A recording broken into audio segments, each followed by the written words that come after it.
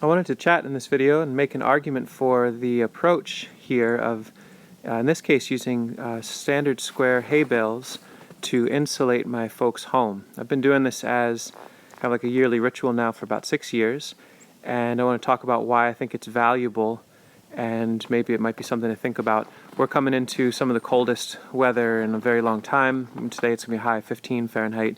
It's going to be below 0 Fahrenheit over the next few nights. And my folks heat with wood. And over the years we found that if we put a single course of these hay bales around the base of their home, especially with the stone, which has no real insulation, this is a home from the 1840s, that it makes a significant difference. It reduces the amount of firewood they need to consume and it conserves a lot of heat because the cold isn't creeping in underneath the home. And so I'll just go through. I've got a little sled here to skitter along the snow. I can put 2 at a time.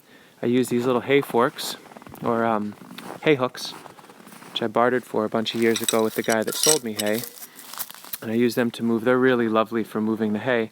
And the argument that I'd like to make, I can imagine people watching this and saying, well look, you do this every year, what a waste of time and money. In this case, this hay cost me $100, and people would say, well, why not save the money and just go ahead and insulate it? And yes, that's a possibility, and I think that's something we'll want to do.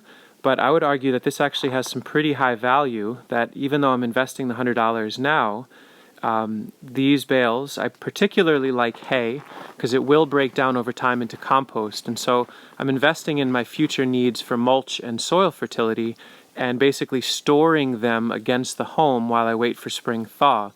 As soon as it thaws out in the spring, I move them and stack them near the garden, which is about 50 yards to the south, and then use them throughout the season where they're incredibly worthwhile. I prefer hay over straw, and I talk about this in a lot of videos.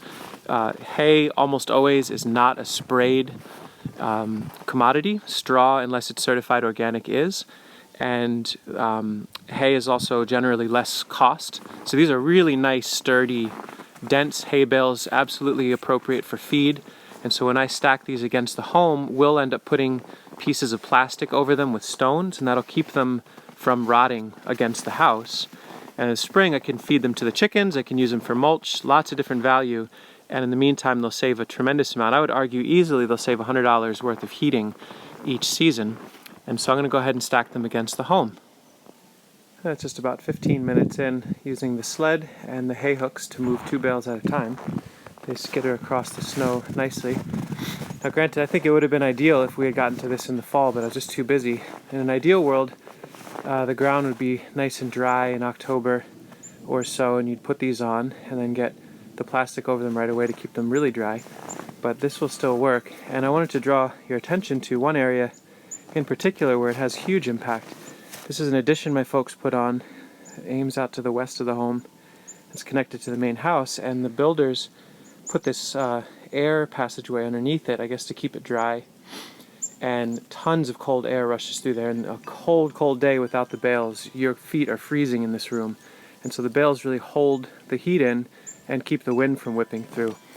One other note I'll share, I looked it up this morning. From what I understand of it, the R value, or the insulation value for bales, either straw or hay, range between 1 and 2.5 R per inch. And these are 18 inches thick. So on a conservative estimate, I'm getting R18 out of these bales. More likely it's closer to R20, R24, maybe even R30, which is a significant amount of insulation and wind protection.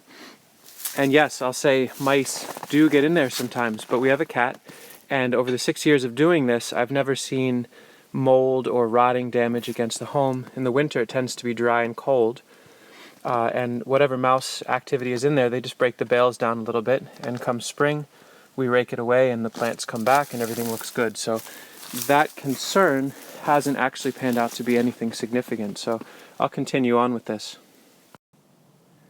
Getting into the home stretch on the southern side. A few gaps here or there where it's just easier, but I also feel like a tiny bit of a gap here or there under a space that needs to have air move through it. It's probably not a bad idea, so if there is moisture it can release instead of being condensating. We can always put plastic over that a little bit. Some other things that are worth noting. Since I run a nursery, I noticed Prunus tomentosa, or Nanking cherry. There's a little seedling here.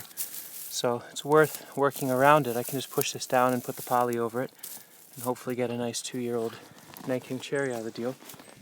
And got 4 more bales after this load, and I realized with this rinky-dink kid sled, if I organize the bales this way, 2 and 2, I can get 4 at a time.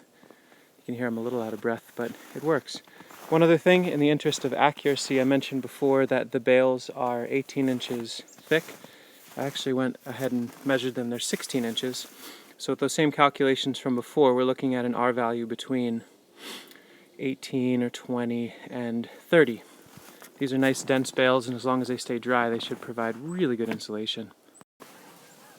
So a little less than 2 hours in total of some really good solid labor. Enough cardiovascular, so I had to take my jacket off, which is great on a frigid day like this. And now the whole house, the livable parts of the house, or the living parts of the house, are wrapped in these simple hay bales.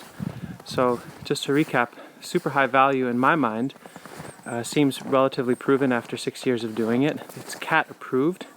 He's similar color, so that's good. And some other layers of value that I want to add on to this. Number one, my folks are in their late 70s, and so any way that I can help them reduce the amount of heavy lifting. They lift all the firewood themselves, so I help a little bit here or there, but they're lugging firewood to keep their home warm. Any way I can help with that has value to me. That heat in the home that's coming from the wood stove can be extended further with this insulation, which is valuable. They're generous enough to let me work here, so I really like helping out.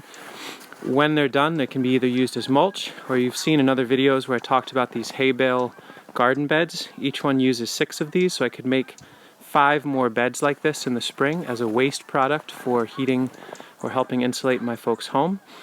And the other value that I think is subtle but really worthwhile, I bought these from a farmer named Steve, who's about a half-mile south of here, who's been doing hay for 30 years. He's in his late 70s, he's getting ready to retire, and it's really sweet to be able to connect with him. Every time I go and get bales, he tells me stories about the barn that was built in the year 1800 that they're stored in. He helps me load them up, even though I insist on trying to do most of the labor. He's a really sweet guy, and so it's nice to connect with him and support him financially, even with a little kind of tip of rounding up to $100. It's still not a lot of money in the scheme of things when it heats the home, supports my folks, supports a neighbor, nutrient cycles, gives me valuable material for my nursery, and provides some exercise on a frigid day. So high value, I think, all the way around. And again, my folks will do the role of putting the plastic with stones to preserve them and keep them dry. They should have a much more comfortable winter. We're looking at a low of -4 in 2 or 3 nights, so just in the nick of time. Thank you so much for watching. Hopefully this is useful to you.